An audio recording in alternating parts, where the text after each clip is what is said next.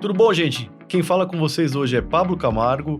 Estamos com mais um episódio do FK Carreiras e hoje nós temos o prazer de receber aqui Alexandre Pinelli. Alexandre, muito obrigado pelo seu tempo, muito feliz de poder bater esse papo com você. Prazer é meu, Paulo. Obrigado pelo convite. Um orgulho estar aqui com vocês. Legal. Cara, em 30 segundos, dá uma resumida. Quem é o Alexandre Pinelli? Nossa, é difícil, mas vamos lá. Alexandre Pinelli, profissional de mercado financeiro, 25 anos de carreira, carioca, radicado em São Paulo já há muitos anos, pai de 3 filhos, flamenguista. Legal. Alexandre, vamos voltar 25 anos para trás, um pouco mais até, né? Que curso que você fez? Por que você escolheu aquele curso? Fiz administração de empresas e na época, lembro que comecei por eliminação, né? Fui eliminando aquelas carreiras que eu acho que não tinham a ver com o que eu gostava de fazer no colégio, né? Área biomédica, biológica, biologia e engenharia e tal.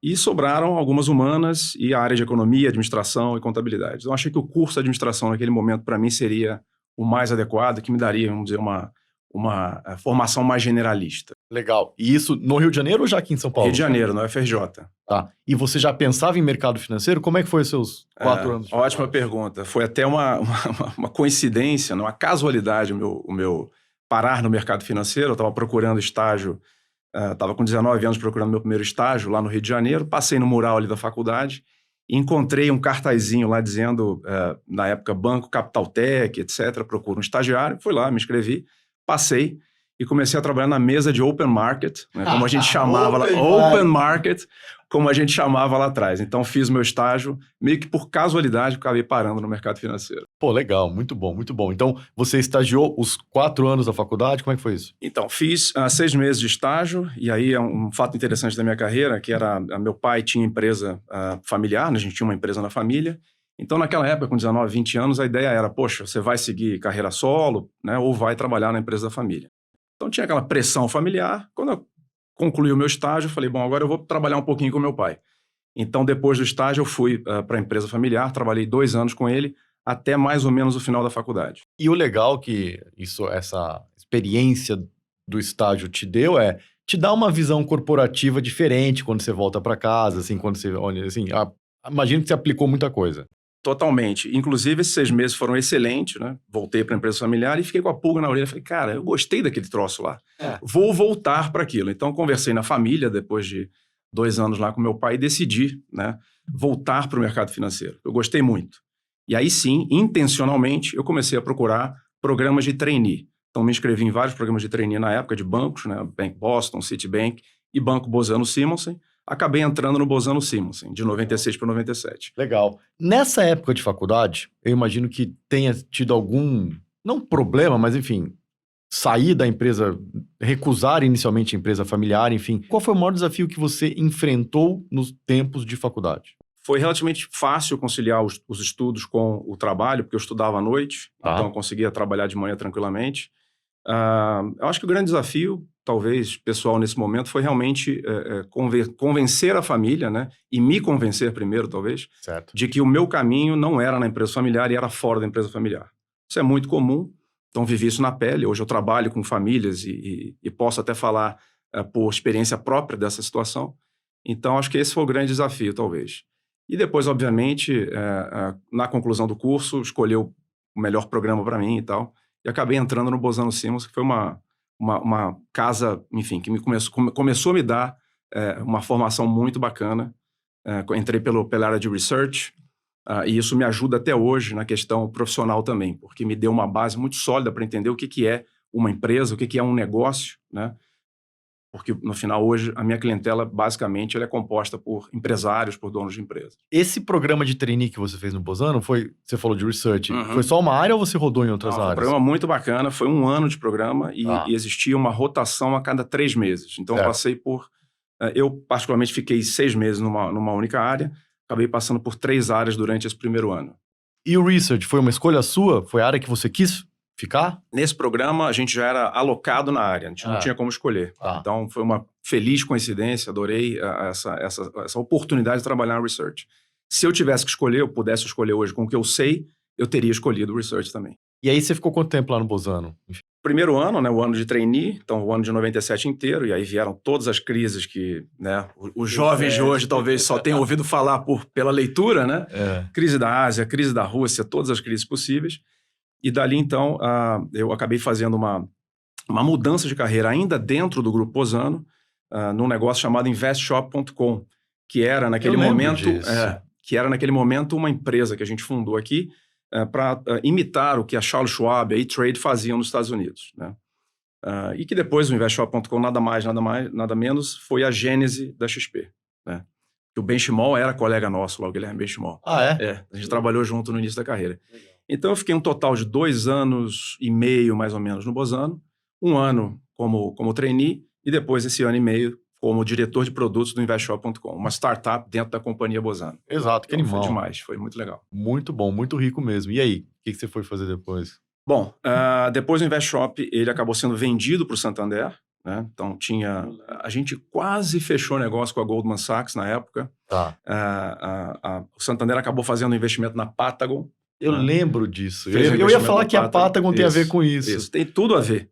Porque éramos nós e a Patagon, ali cabeça a cabeça disputando a liderança desse novo setor, né, naquele momento, ainda muito incipiente no Brasil. Sim.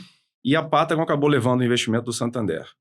Nesse momento a gente estava negociando com a Goldman. Acabou não dando certo a negociação, o InvestShop então começou a ser negociado na época para o Unibanco, né? Então nesse momento eu percebi que a coisa ia para outro lado e acabei saindo voluntariamente do Bozano nesse momento para estudar, para me dedicar a uma pós-graduação, um MBA que eu estava fazendo em Corporate Finance, na COPEAD, no Rio de Janeiro. Meu primeiro filho estava nascendo, o meu filho Eduardo. Eu falei, quer saber? Tá mudando tudo aqui, eu vou parar um pouquinho, vou me dedicar ao meu filho, tá vindo aqui, e aos estudos. E foi nesse momento que eu recebi vários convites. Mandei o e-mail de despedida, e daí em diante foi uma chuva, felizmente, uma chuva de convites. Um deles, do Itaú. Na época, o Itaú tinha um negócio chamado Investa, que era uma operação semelhante ao InvestShop, né? E eu fui, então, contratado pelo Itaú para ser diretor de produtos dessa empresa. Então, praticamente fazendo a mesma coisa que eu fazia no Grupo Bozano, só que no Grupo Itaú. E aí foi a minha vinda para São Paulo. Saí do Rio e vim para São Paulo, em 2001. Só voltando aqui um pouco, coisa pessoal. Quando você fala de Patagon, você fala em InvestShop, eu lembro da minha época de faculdade, da gente organizando para as pessoas aprenderem, os universitários aprenderem a operar em bolsa. Tinha uns games lá que não era bolsa real, mas enfim, mimicava aquilo, assim. Eu lembro muito bem dessas coisas, era muito divertido. A gente investia muito nisso, né? Na educação dos novos investidores, né? Exato. Dos jovens e tal. Bacana. E aí você veio para o Itaú para fazer... Você já tinha o conhecimento. Cara, eu achei muito legal você trazer esse fato de, poxa, deixa eu parar e fazer um negócio completamente diferente, assim, tipo, coragem para isso, né? Um pouco de coragem e talvez um pouco de loucura naquela época. Eu era extremamente jovem, né? Eu estava com 23, 24 anos, um pouco mais, 25. Mas eu achei que era o momento para fazer aquilo, né? Eu acho que, e talvez até mais à frente a gente vai falar, ao longo da minha carreira eu fiz outras paradas também estratégicas. E não me arrependo de nenhuma. Porque eu acho que a gente tem que, às vezes, se distanciar um pouquinho do que você está fazendo, respirar, olhar mais holisticamente, olhar acima da floresta, né? Para você ver onde você está, para onde você está indo, para você repensar o seu posicionamento. Isso me ajudou bastante. Todas as vezes que eu fiz isso na minha carreira, eu voltei para um novo ciclo melhor do que eu estava antes. E isso é uma coisa que as pessoas têm muito medo de fazer, né? As pessoas deveriam fazer mais, porque, assim, as pessoas que conseguem ter essa visão que você está falando, de olhar de cima, tá? Só que uma coisa é você olhar de cima quando você acorda, tá tranquilo, você vai cuidar do seu filho, que você falou, vou estudar, tal. Agora, você conseguir olhar de cima quando tem chefe, cliente... 12 horas de trabalho, enfim, voltar para casa, conta para pagar. Com tudo isso, fica bem difícil. O cima fica bem mais embaixo do que o em cima, né? Fica bem difícil, mas também se você não faz isso, você acaba entrando numa espiral, talvez num beco sem saída. Eu acho que eu pauto muito pela... Ouvir teu coração realmente. Fala, você não está feliz de ir lá, você está acordando meio de má vontade, você vai para um lugar que você não está se divertindo, que você não está aprendendo, que você não está entregando.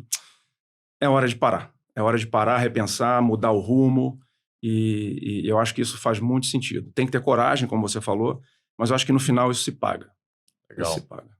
E aí você voltou, foi pro Itaú para fazer algo que você já conhecia, como é que foi lá? Aqui, na verdade, né? A mudança de Rio para São Paulo. Rio para São Paulo. Então, assim, foi um momento da minha vida pessoal e da minha carreira bastante intenso, né? Você imagina, mudei a família inteira do Rio para cá, então foi filho novo, meu filho tinha 6, 7 meses quando a gente veio para São Paulo, então foi realmente um momento muito intenso no trabalho também, muita demanda, era uma startup, né? Por mais que fosse parte do Itaú, um banco bastante grande, era uma startup dentro do Itaú, então foi um momento bastante intenso, de muito trabalho, muito aprendizado, crescimento e obviamente, de novo, requerendo muita coragem para você enfrentar tudo que tinha que enfrentar.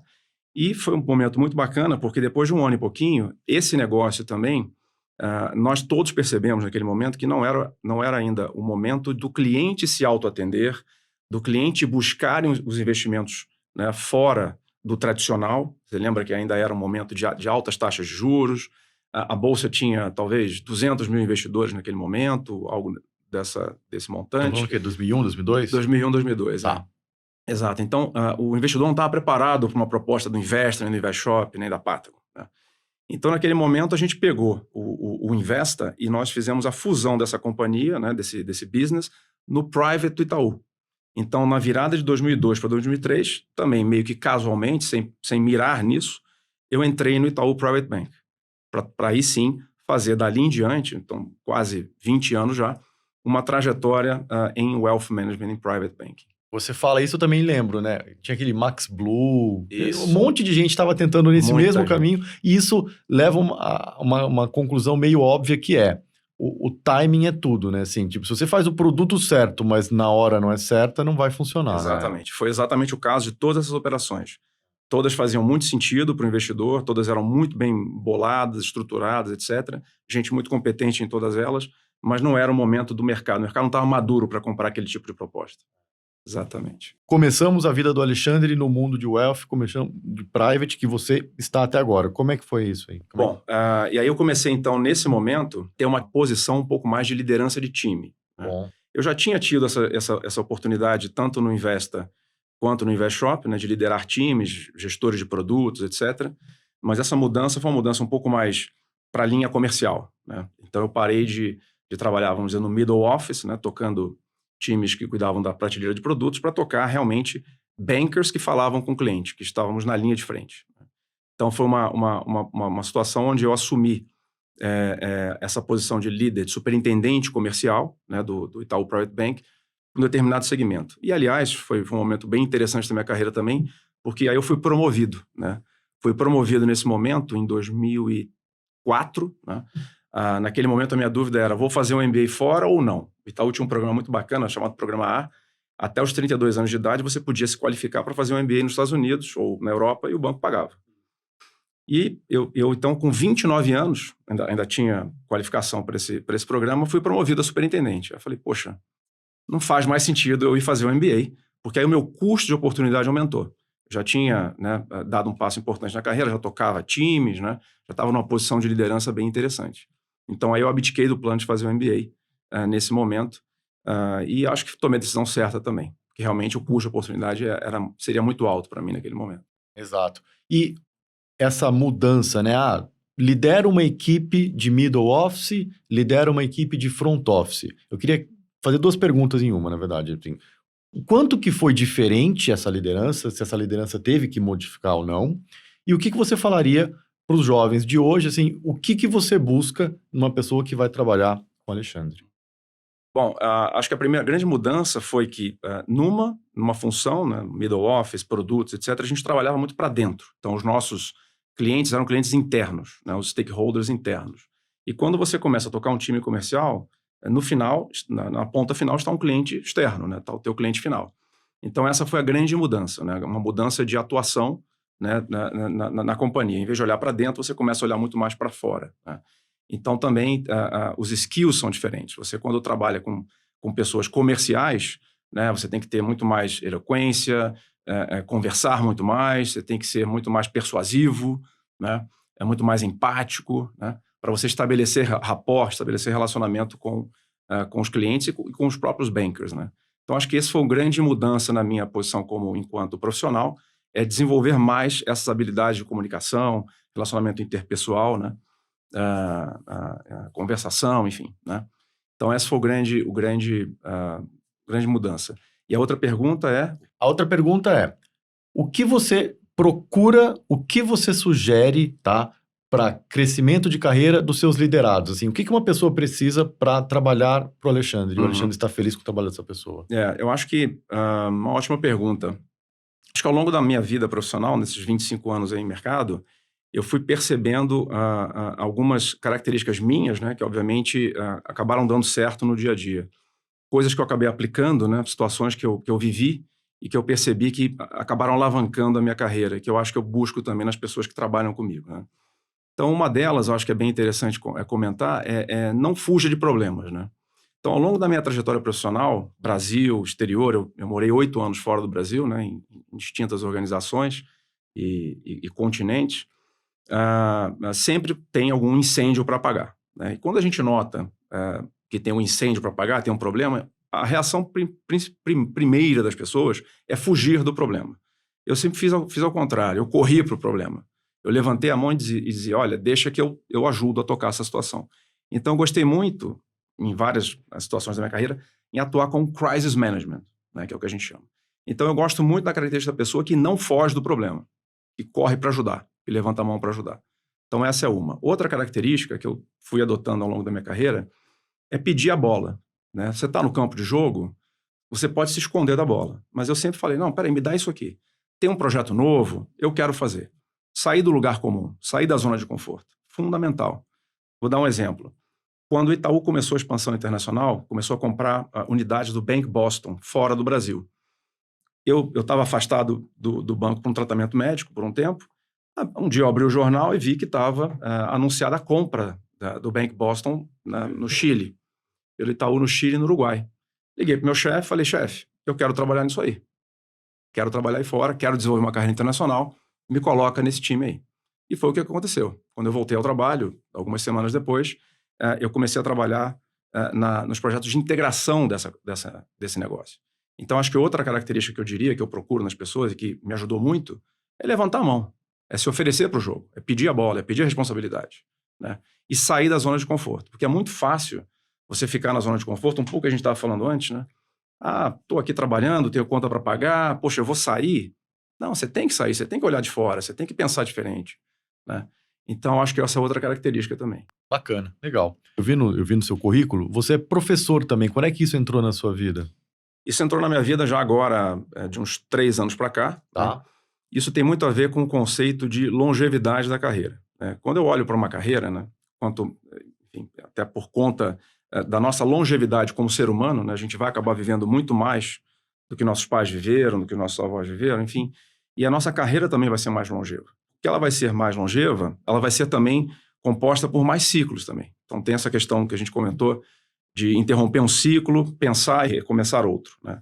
Aquela tradicional trajetória profissional onde você fica 20, 30 anos no mesmo lugar, é raríssimo de ver. Raríssimo, cada vez mais. Então, pensando nisso, juntando as duas coisas, eu falei, bom, eu preciso começar a me preparar para próximos ciclos, né? Então, comecei a olhar atividades que fossem paralelas, complementares, né? E que pudessem alavancar aquilo que eu faço hoje. Minha atividade principal sou diretor do Morgan Stanley, né, cuidando de novos negócios na área de Wealth Management, mas existem outras atividades que eu posso também desempenhar em paralelo à minha atividade principal, que me ajudam em todas as áreas de atuação. Me dão experiência, me dão networking, me dão aprendizados, né? Me dão oportunidade de juntar pessoas, de conectar pessoas, de criar um ecossistema. Então, o professor entrou nisso. Eu fui convidado pelo INSPER para atuar na plataforma de empresas familiares que eles criaram recentemente, coordenando especificamente o curso de Family Office. Pô, legal. Né? E igual ao INSPER, eu estou fazendo outras coisas. Eu tenho feito também processos, participei de alguns processos de famílias que querem montar conselho de família. Então, essa é uma atividade bem interessante que fala com as outras atividades, né? Então, é preparar o Alexandre do futuro. É preparar o Alexandre Pinelli profissional na próxima década ou 2 décadas. Você já considerou fazer faculdade de Direito para atuar com isso também, não? Não, faculdade não. Eu gosto de estudar pra caramba, né? Fui aluno da FK. Sim. Fiz os meus minha preparação para as 3 provas. CFA 1, 2 e 3 eu fiz aqui com a FK. Recomendo a todo mundo. Não deixem de estudar com a FK. Então, uma característica minha é sempre estudar. né? Independente da idade, independente do que eu estou fazendo, eu estou sempre buscando aprender e sair um pouquinho também do lugar comum, sair um pouco da minha área de atuação. Estou procurando, por exemplo, agora aprender coisas sobre longevidade do ser humano e o que isso impacta na sociedade, na economia, enfim, em todos os campos de atuação. Então, não cheguei a pensar em fazer direito, mas fiz pós-graduação, fiz cursos de curta duração em Harvard, fiz cursos de curta duração no IMD, em Lausanne. Então, eu estou sempre olhando oportunidades de aprender, porque no final é uma troca. Você está ali para aprender, mas também para ensinar um pouquinho, mesmo sentado na cadeira de professor. A gente está ali para aprender também com os alunos. É uma construção coletiva de conhecimento. Com certeza. Você deixou claro que você já trabalhou em mercado comercial aqui no Brasil e no exterior. O ato de vender, o ato de se relacionar com outra pessoa, materialmente, ele é muito diferente? Você viu diferença aqui no Brasil e lá fora? Boa pergunta. Na América Latina, eu tive a oportunidade de trabalhar no Uruguai, em Montevidéu, 2 anos e meio, e 2 anos e meio em Santiago do Chile. Então, tive a oportunidade de trabalhar com uruguaios, chilenos, argentinos também. O latino-americano, ele guarda muitas características comuns, brasileiro incluído, tá? Então, foi relativamente parecido, com algumas nuances culturais, obviamente, de cada país. Mas, em geral, foi parecido a trabalhar com um brasileiro.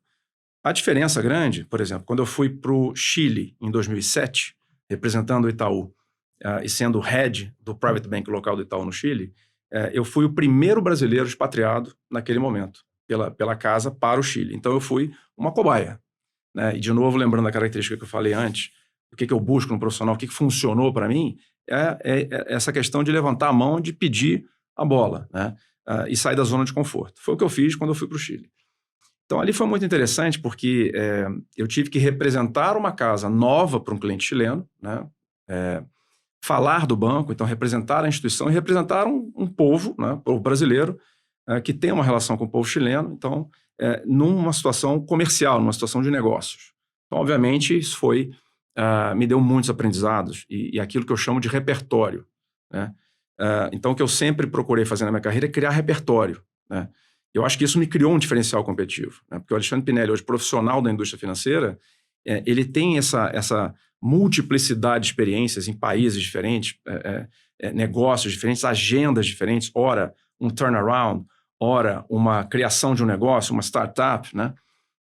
Então isso me deu muito repertório, muita cancha, né? E já na Europa foi diferente. Eu morei 3 anos na Suíça e aí o povo suíço ele é bastante diferente de qualquer latino-americano, né? Como a gente pode imaginar. Então, você tem que aprender rapidamente a se portar bem naquele entorno, né?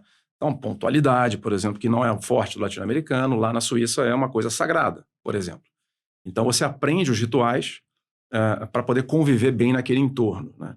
Isso é uma coisa que essas mudanças de país me propiciaram, foi justamente aprender a me adaptar rapidamente à cultura do entorno. É você conseguir entender o verbal, o não verbal, entender o que está escrito, o que não está escrito, e se portar rapidamente para você ser aceito naquele meio.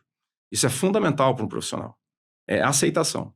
Então, essas andanças aí pelo mundo, né, e pelas instituições que eu trabalhei, me permitiram isso, né, criar um pouco também essa capacidade de adaptação e essa aceitação naquele ambiente.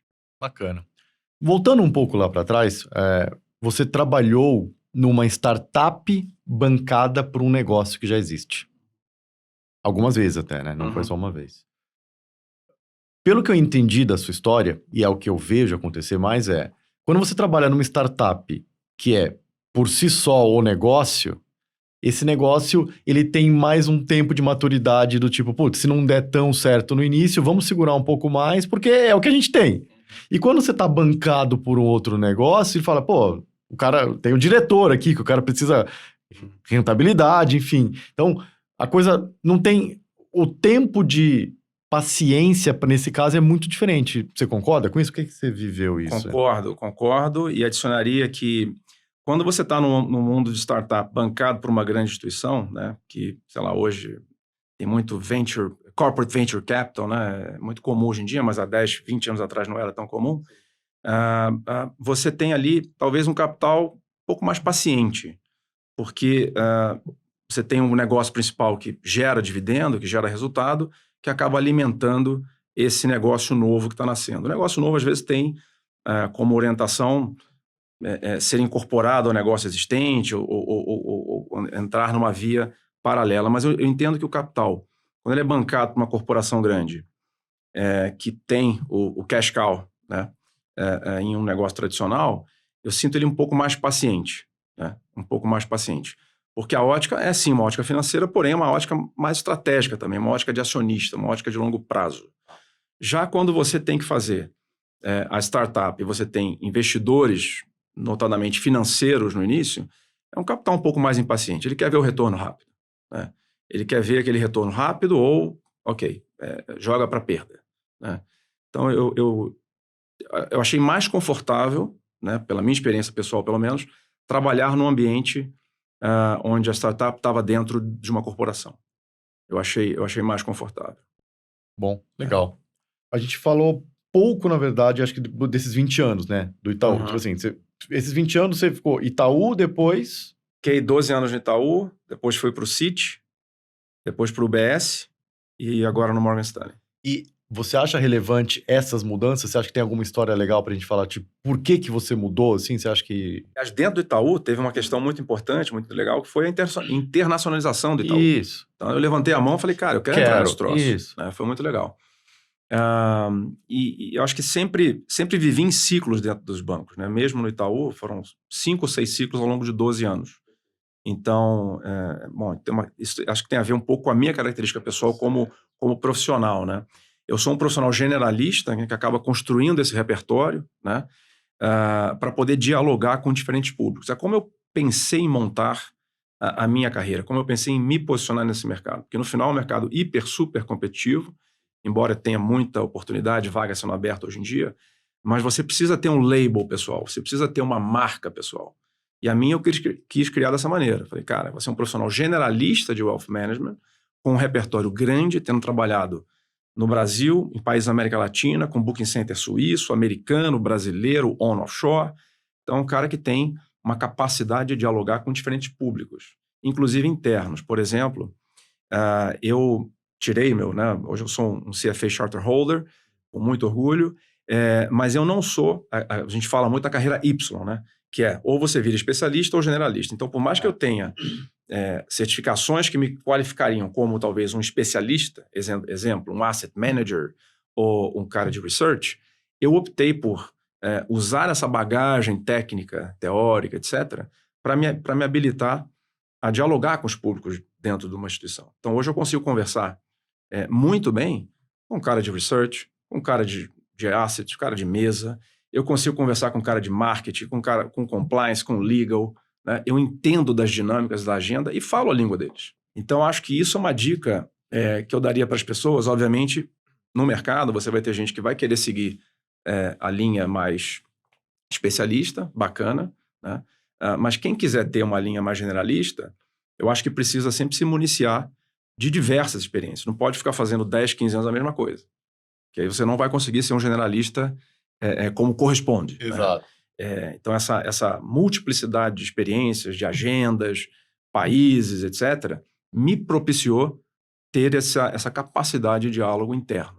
Então, assim, eu posso afirmar que as mudanças que você teve dentro desse mundo wealth foram ganhar bagagem. Exatamente. Ganhar bagagem, ganhar experiência, criar repertório, né, como eu gosto de falar. Aí você vai perguntar, mas Pinelli, foram todas super planejadas? Porque às vezes falando assim parece que foi tudo muito planejado. Sim. Nem todas. Então vou dar um exemplo. Às vezes a gente mira no que vê e acerta no que não vê. Exato. E é um outro ponto importante para falar para os jovens também, que estão começando a carreira agora, que é reveses também fazem parte da carreira. Então você pode tomar um revés como uma oportunidade para chegar e falar, pô, tá bom, deixa eu respirar um pouquinho, deixa eu olhar de cima para entender o que está acontecendo, para fazer uma autoavaliação e me reposicionar. Então, eu também usei reveses para isso. Vou dar o exemplo do revés. No que eu mirei no que vi, acertei no que não vi. Quando eu vim para o Citi, a ideia do banco era expandir no Brasil, era duplicar de tamanho, etc. Então, eu vim para essa agenda estratégica, para liderar esse tipo de agenda. Algum tempo depois, a organização mudou de estratégia e falou, não, agora é o contrário, a gente vai diminuir no Brasil, como as pessoas devem ter acompanhado.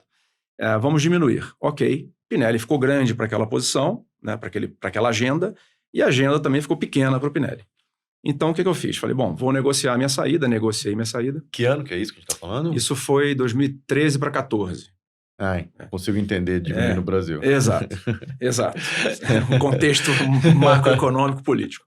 Então, 2012 a 2014 eu fiquei lá, entrei para uma agenda e acabei saindo porque a agenda mudou. Né? Legal.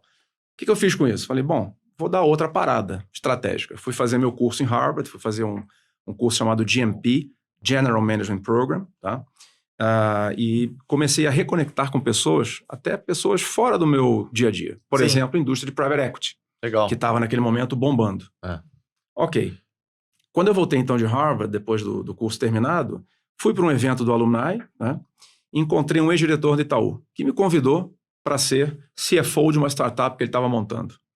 Aí você pergunta, pô, você planejou isso? Não, mas eu achei que naquele momento era uma coisa legal para fazer, e fui fazer. Adorei a experiência, criei a startup junto com ele e outro sócio do zero, literalmente. Fomos comprar móveis, alugar escritório, foi muito legal essa experiência, que eu não tinha tido até então. E nesse meio tempo, vem o meu ex-chefe do Citi, que tinha ido para o UBS, e me convida para ir para o UBS trabalhar com ele. Então você vê, aí você pergunta, pô, você não planejou ir para a Suíça? Não planejei. Nunca sonhei em trabalhar na Suíça. Mas mirei numa coisa, acertei na outra. O convite veio, né? Por conta do bom trabalho feito. Por conta do bom trabalho e relacionamento que eu tinha tido lá no Citibank com esse profissional. E ele me fez o convite, fiz as entrevistas e acabei indo para Zurique. Então fui morar 3 anos na Suíça, tocando a área de clientes brasileiros lá do UBS na Suíça. Então foi uma situação muito legal e eu acho que essa é uma dica bacana para os jovens, né? Quer dizer, lidar também um pouco com as circunstâncias. A gente não vai conseguir controlar a nossa carreira 100% do tempo. A gente tem que ter o grip da carreira, tem que estar lá no leme, na direção. Mas em alguns momentos essa direção escapa da sua mão. Não se desespera, entende o que está acontecendo, aceita às vezes um convite que parece não muito óbvio, mas eu acho que isso te traz de novo, aquilo, voltando para aquele ponto, repertório, te dá habilidades, né, para você depois usar isso a seu favor, né? Seja no novo trabalho, seja num novo país, num novo banco, enfim. Então eu acho que lidar com os revés, lidar com o imprevisto, com o imprevisível, é fundamental. É uma característica hoje do profissional que é fundamental. Exato. Eu ia usar a sua carreira como exemplo para algo que eu falo diariamente aqui na empresa, que existem coisas que a gente não controla. A gente tem que se preocupar só com o que a gente consegue controlar. O que a gente não controla, paciência. E 2013, 2014 foge do controle de todo mundo aqui, enfim. E o tanto é que não tem problema que o cara que te fez o convite te fez um outro convite e você aceitou. Exato. Então, assim, não é pessoal, enfim, são fatos. Exato. É um negócio chamado vida. Aleatoriedade da vida. Bacana. E, poxa, você, tá? 25 anos de experiência em mercado financeiro, assim, como é que você enxerga o profissional e o mercado? 25 anos atrás, 25 anos depois, agora, né? Na verdade, assim, o que você tem para falar disso? Eu acho que o mercado, obviamente, ele mudou drasticamente nos últimos 25 anos, desde que eu entrei. Hoje você tem, pelo menos da ponta consumidora, o cliente hoje é um cliente mais informado, é um cliente que investe melhor, um cliente que te demanda muito mais conhecimento, né? Então, hoje, a tua contraparte, o teu cliente, ele é muito mais sólido, mais forte, né? Então, ele te obriga também a ser um profissional cada vez mais preparado, mais antenado, mais atualizado. Então, isso realmente mudou bastante. Do ponto de vista do mercado, eu acho que as relações do profissional com a empresa, né, vamos dizer, instituição financeira, ela mudou também drasticamente. Se antes, né, quando eu comecei minha carreira, eram organizações muito mais hierárquicas, né, onde você tinha ali um plano de carreira, falava-se muito de plano de carreira, né, muito mais estável, muito mais demorado, tudo. Hoje em dia, com esses novos formatos, né, de empresa, né, XP abriu uma série de oportunidades nesse aspecto e outras vieram aí nessa porta aberta pela XP e por outras. Quer dizer, hoje a relação entre o profissional e o seu empregador é uma relação muito mais equitativa, quase que de sócio praticamente, né? Então hoje houve uma redistribuição dos resultados dentro da indústria financeira. Mais para o funcionário, vamos chamar assim, que é hoje tem mais cara de empreendedor do que de funcionário, né? Sim. Isso causa, obviamente, também no profissional uma necessidade de ter muito mais protagonismo, porque a visibilidade é maior, muito mais responsabilidade, né? E também, obviamente, mais oportunidades para esse profissional, né? Então, eu entendo que hoje é uma relação muito mais, talvez até madura, né? Que as empresas, talvez há 20, 30 anos atrás, eram empresas patriarcais, matriarcais, né? Onde você, funcionário, eu vou cuidar de você pelos próximos 30 anos, você vai se aposentar aqui dentro.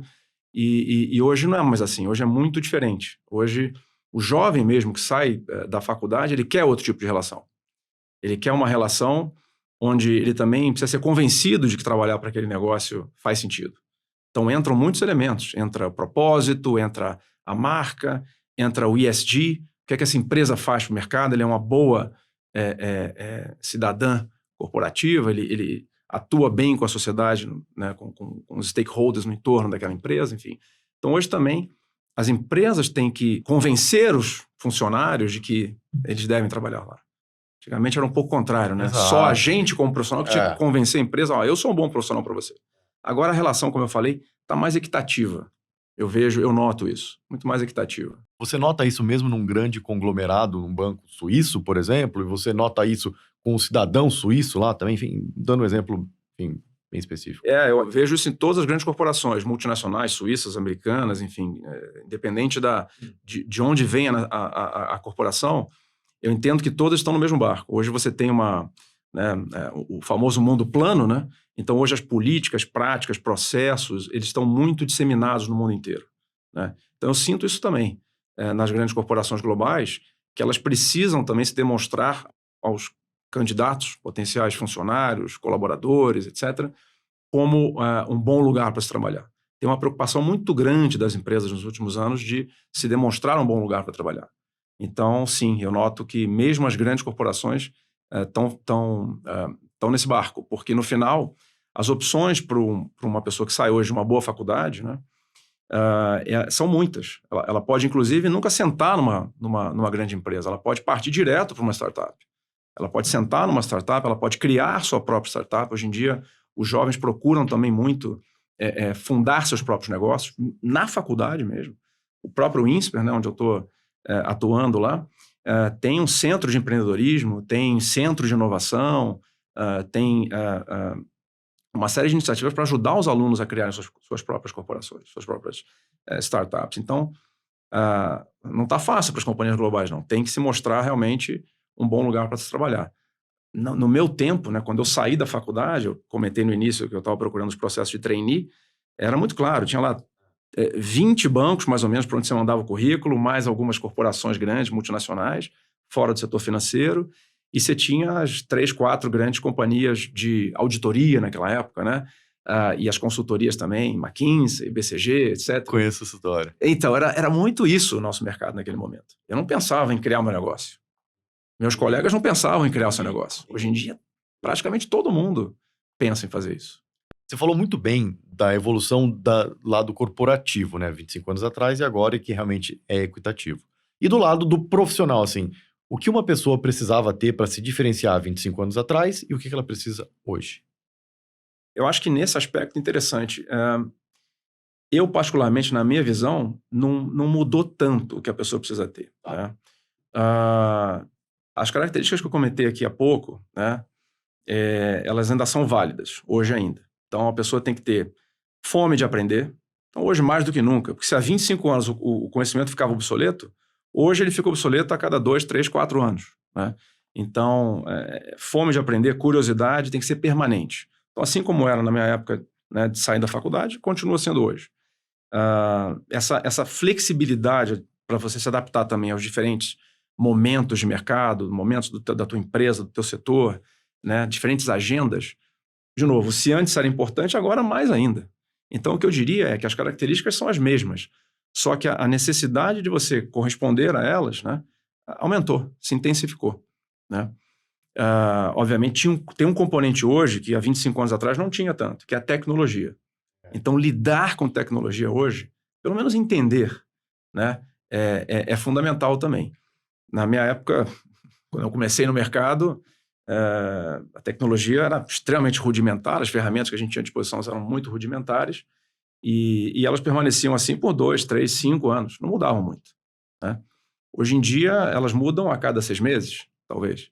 E você tem que se autoatender. Isso é uma outra coisa que alguém como eu teve que se adaptar, né? Antigamente, você tinha lá os famosos help desks, etc., a área de TI, que fazia tudo para o usuário. Hoje em dia, não. Hoje em dia é tudo self-service. Você se vira e faz as coisas. Então, acho que o nível hoje de interação do ser humano, do profissional com a tecnologia no ambiente corporativo, ele aumentou muito. Então, a gente precisa também estar atento a isso. E um ponto que eu acho que as pessoas começaram a acordar até depois da pandemia, sempre foi válido, mas não se falava muito, e agora acho que se fala abertamente, que é a questão do lado também humano, do lado emocional, né? A gente está falando muito de burnout, a gente está falando muito até de depressão, etc. Sim. Então, esses skills, né, de relacionamento interpessoal, de você escutar o outro, entender o outro, ter empatia pelo outro, né? Talvez hoje ele é mais importante, ele é mais visto e vivido nas organizações do que há 10, 15, 20 anos atrás, né? Então, acho que esse foi um elemento também que surgiu. Talvez levantaram o tapete e viram que isso existe.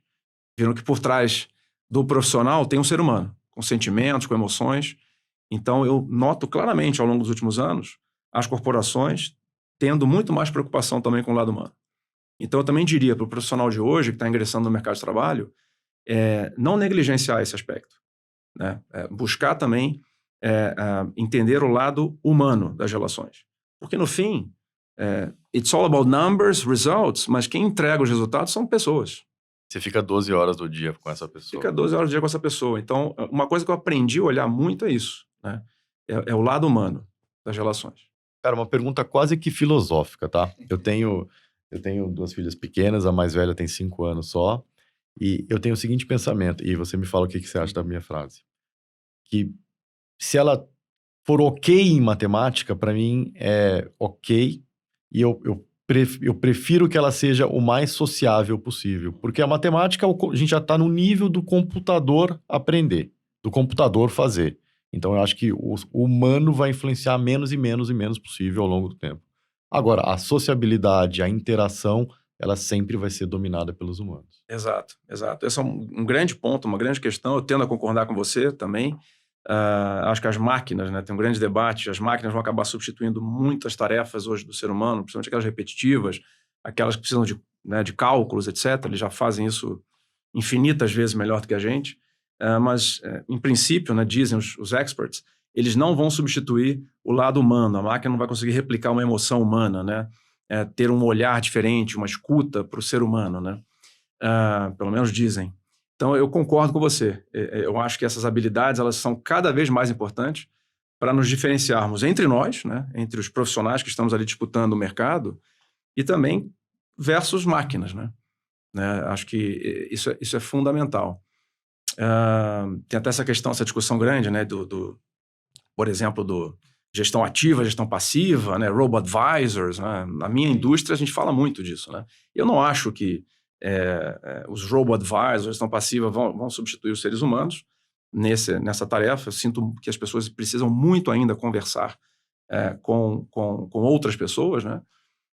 Mas, obviamente, as conversas mudaram um pouco, né? A máquina hoje faz bem muitas coisas, né? Então, por exemplo, fazer o rebalanceamento de um portfólio, não precisa do ser humano, a máquina faz isso muito bem. Então, você pode delegar essa parte. Mas olhar e entender o ecossistema de empresas, o ecossistema de startup, por exemplo, entender a educação de um herdeiro, né? Entender a gestão de um conflito na família, a governança da família, essas questões ainda precisam da intervenção do ser humano, né? Dificilmente a máquina vai substituir.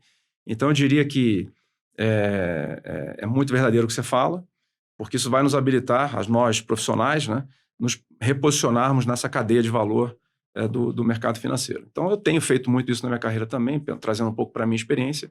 Nos últimos anos, eu tenho tentado atuar muito menos para dentro de casa, né, e muito mais para fora. Ou seja, gastando meu tempo, não em comitês, em salas de reunião, etc., mas gastando meu tempo e a sola de sapato, visitando as famílias, estando com eles, né, escutando as famílias, quais são suas demandas, necessidades, dúvidas, angústias, para que a gente possa trabalhar da melhor forma possível. Então, isso tem a ver com a habilidade humana, a habilidade de escutar, de ter empatia, de perceber, de conectar, né? Isso é outra coisa que, na minha experiência profissional, e eu diria também aos jovens que isso poderia trazer essa diferenciação. Uma vez um amigo meu, ele deixou esse presente para mim de coração, e eu agradeço ele até hoje. Ele falou: Pinelli, você tem uma capacidade muito grande de perceber conexões, identificar e realizar essas conexões. Falei, cara, você tem razão. Comecei a observar isso, comecei a praticar isso, atuar nisso e investir nisso. E isso realmente me trouxe uma realização profissional muito grande. Hoje, na minha atuação no Morgan Stanley, é um pouco isso que eu faço. Eu fico entre o IB e o Wealth, entendendo onde existe oportunidade de colaboração para juntar um cliente corporativo, que no final das contas é uma família empresária, com a área de gestão de patrimônio, e vice-versa, né? E isso somente uma habilidade interpessoal, né? Um cara que está disposto a escutar, que percebe o que não está sendo dito, porque muitas vezes o que é dito não é o relevante, mas é o que não é dito, né? A gente lida o tempo inteiro no mercado com a psicologia do investidor, a psicologia financeira. Então, quando a gente aprende a lidar com isso, é um pulo do gato também. Você está fazendo um link entre duas áreas que aparentemente não tem tanta conversação, que é o IB e o Wealth, e o Private. Os funcionários dessas áreas, o que você tem para falar para o moleque que está querendo entrar ou no IB ou no Private? Que diferença dessas áreas, enfim, que carreira que cada um vai seguir? Qual a diferença entre eles? Quais as características que as pessoas devem ter para cada uma das áreas? Ótima pergunta. Eu até tive a oportunidade de começar minha carreira em IB, então eu tive experiência própria nessa área e depois muitos anos no Wealth. E hoje, casualmente, eu estou exatamente entre os dois mundos, né? Próximo do IB, próximo do Wealth. Eu diria que são carreiras diferentes, né? Do ponto de vista da tecnicidade aplicada. Obviamente, carreiras de IB são carreiras muito mais técnicas, onde você tem que fazer avaliações, valuations, os detalhes são importantíssimos quando você está fazendo, por exemplo, um IPO, um follow-on, um M&A. Então, isso requer do profissional um nível de atenção, um nível de foco na tarefa, né? Um nível de entrega para aquela tarefa muito grande, né? Obviamente, dentro do IB existem funções e funções. Então, tem o banker de relacionamento, que a gente chama, que é o cara que tem que ter toda a tecnicidade, conhecer profundamente o setor e as empresas, mas tem que ter também muita habilidade de relacionamento com o CFO, com o CEO, com o proprietário da empresa, né? Então, mas, em linhas gerais, o IB ele vai requerer do profissional uma devoção à área técnica, à especialização muito maior do que o Wealth. O Wealth, obviamente, também dentro do Wealth existem funções de especialista, né? Então, você tem o Investment Advisor, que é o cara que vai ficar olhando mercado e vai recomendar movimentos de carteira, compras e vendas, etc. Você tem economistas, você tem caras de produtos dentro do Wealth, mas a figura mais tradicional do Wealth é, obviamente, o gerente de private banking ou o gerente de relacionamento. Cada um chama de um jeito. Essa pessoa tem que ter, obviamente, uma base técnica grande, mas ele precisa, mais do que nada, ter uma capacidade de relacionamento muito grande. Porque ele vai ser suportado, no final, pelos especialistas. É aquilo que a gente estava falando há pouco, né? As máquinas e os especialistas vão conseguir fazer muito melhor a gestão de um portfólio do que o gerente de relacionamento na ponta. Esse não, ele tem que olhar a família, escutar o cliente, passar tempo com eles, entender necessidades, traduzir necessidades numa solução que a gente tem dentro da prateleira, né? Então, são realmente funções e caminhos, vamos dizer, de desenvolvimento bem diferentes. No IB, focando muito mais na transacionalidade, né? O IB vive de transações e o Wealth, ele vive muito mais de relacionamento, né? Tem uma estabilidade de relacionamento, uma estabilidade de receita, né? Tanto é assim que as grandes corporações, Morgan Stanley não é diferente, vêm investindo nos últimos anos nas áreas de Wealth e Asset Management, porque elas geram para a organização uma estabilidade, previsibilidade de resultados. Então, eu diria que são carreiras muito bonitas as duas. Quem puder trabalhar um pouquinho nas duas, eu acho que ajuda muito. Ter trabalhado em IB, para mim, me ajudou muito no Wealth, né? E o fato de eu vir muito mais de Wealth do que de IB me ajuda também muito a dialogar com os meus colegas do IB. Então, eu diria que, de novo, indo para o repertório, que eu acho que é isso que no final faz a diferença, se eu puder recomendar para um jovem hoje, tentar ter essas múltiplas experiências. It pays off, né? A minha base, por exemplo, em research, no iniciozinho da minha carreira, poxa, me deu um edge enorme hoje em dia. eu escrever relatórios sobre empresas. E outra coisa, escrever bem hoje no ambiente corporativo, por incrível que pareça, é um diferencial. É muito diferencial. As pessoas escrevem mal, se expressam mal por escrito. E quando você lê um texto de alguém que escreveu algo de forma cuidadosa, clara, precisa, etc., por incrível que pareça, o feedback é, nossa, que texto bem escrito. Eu já cheguei a receber elogios até de colegas advogados. Falei, Pinelli, você fez direito? Eu falei, não, por quê? Não, tá super bem redigido isso aqui. Eu falei, não, sei lá. Cabelos brancos. Cabelos brancos. Então essa é outra coisa, pessoal. Não escrevam como vocês escrevem no WhatsApp. Exato. Escrevam de forma completa, de maneira formal. Eu acho que faz, por incrível que pareça, faz diferença. Não, faz muita diferença. Eu vejo isso aqui na empresa também. Isso faz muita diferença. Tem alguma coisa que você quer colocar mais, Alexandre? Tá muito boa a conversa. Olha, eu acho que não. Eu acho que talvez a última mensagem, divirtam-se, né? Porque no fim, carreira a gente vai ter durante décadas e décadas. Eu acho que é o lugar onde a gente mais vai passar tempo hoje é no trabalho, é com colegas de trabalho, enfim. Seja ele que trabalho for, né? Startup, grande corporação, enfim, não importa.